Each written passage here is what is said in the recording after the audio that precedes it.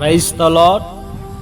మన ప్రభువును రక్షకుడైన యేసుక్రీస్తు నామములో దేవుని బిడ్డలందరికీ వందనాలు. ఈ దినమంతయు దేవుని కరుణా కటాక్షములు మనకు తోడుగా ఉండునుగాక. ఈ దినపు యేసయ్య జీవపు మాట 128వ కీర్తన మొదటి వాక్యాన్ని మనం చదువుకుందాము.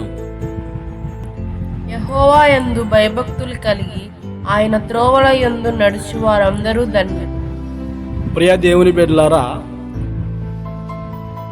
మనము ధన్యులము. ఎందుకు మనము ధన్యులము అంటే దేవుని యందు భయభక్తులు కలిగి జీవిస్తూ ఉన్నాము. అలాగునే ఆయన త్రోవల యందు నడిపించబడుతూ ఉన్నాము గనుక మనము ధన్యులము.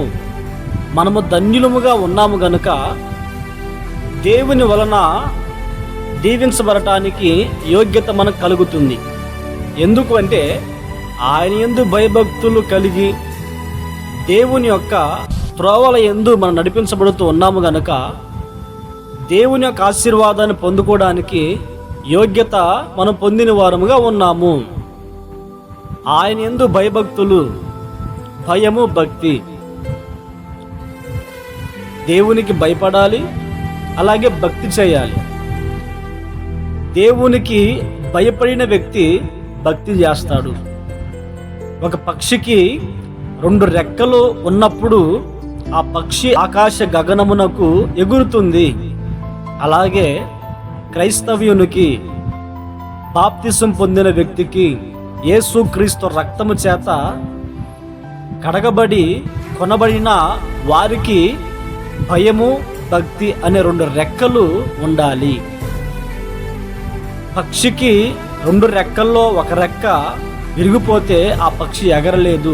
అలాగనే భయముండి భక్తి లేకపోయినా, భక్తి ఉండి భయం లేకపోయినా ఆత్మీయ జీవితంలో మనం ముందుకి వెళ్ళలేము.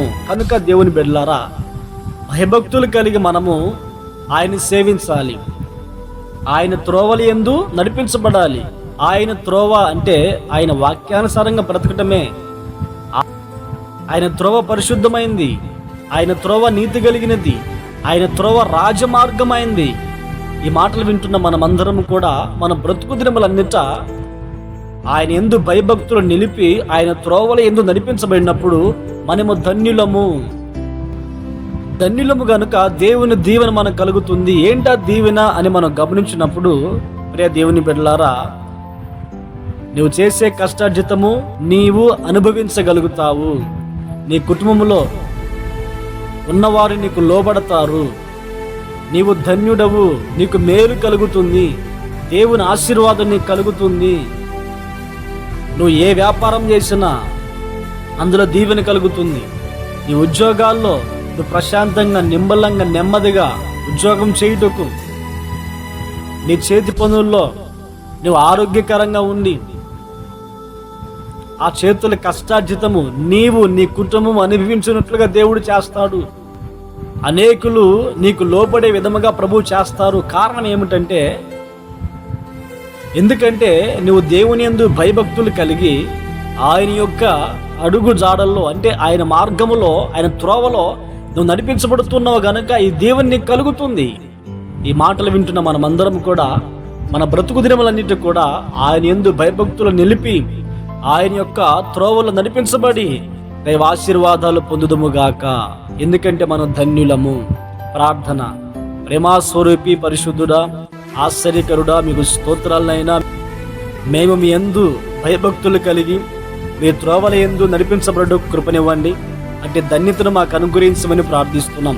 అలాగున నడిపించబడిన వారు ధన్యులనైనా, వారి కష్టార్జితం దీవించబడుతుంది, అనేకులు లోబడతారని ప్రభువా నీ మాటలు మేము విని ఉన్నాం. మా బ్రతుకు దినములన్నిట ఈ రీతిగా మేము నడిపించబడకు ఈ ప్రార్థనలో ఏకీభవించిన ప్రతి వారు కూడా ఆ మనస్సు కలిగి ఇంకా నడిపించబడకు సహాయం అనుగ్రహించమని ప్రార్థిస్తూ ఉన్నాము.